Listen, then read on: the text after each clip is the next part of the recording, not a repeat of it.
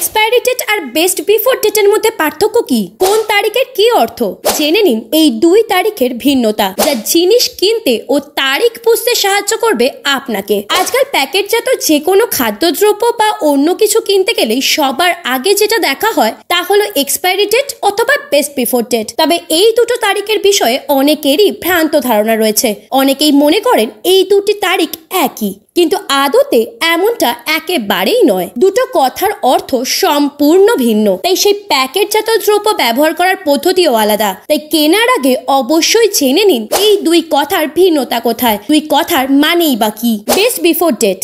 প্যাকেটজাত দ্রব্যে থাকা বেস্ট বিফোর তারিখের অর্থ হলো সেই তারিখের মেয়াদ শেষ হয়ে যাওয়ার পর খাবারের গুণমান নষ্ট হয়ে যাওয়া। তবে সেই খাবার খাওয়া যে অনুপযুক্ত এমনটা নয়। অর্থাৎ কোনো প্যাকেটজাত খাবারে যদি বেস্ট বিফোর ডেট লেখা থাকে 30শে জুন 2021, তার মানে বুঝতে হবে সেই প্যাকেটজাত খাদ্যদ্রব্যে খাবারের গুণমান ওই তারিখ পর্যন্ত ঠিকঠাক থাকবে।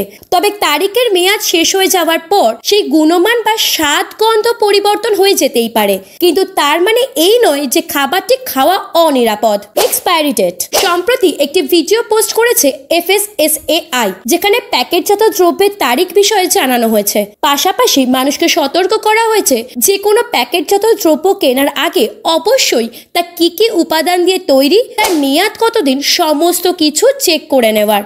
পাশাপাশি এও জানানো হয়েছে এক্সপায়ারি ডেটের অর্থ কি। এই তারিখের অর্থ হলো এই তারিখের মেয়াদ শেষ হয়ে গেলে সেই খাদ্যদ্রব্য একেবারেই খাওয়া উচিত নয়। অর্থাৎ কোনো খাবারের প্যাকেটে এক্সপায়ারি ডেট যদি 30শে এপ্রিল 2022 পর্যন্ত থাকে, তাহলে তা এপ্রিলের তারিখ পর্যন্তই ব্যবহার করা যাবে। তারপর ব্যবহার করা স্বাস্থ্যের জন্য ক্ষতিকারক।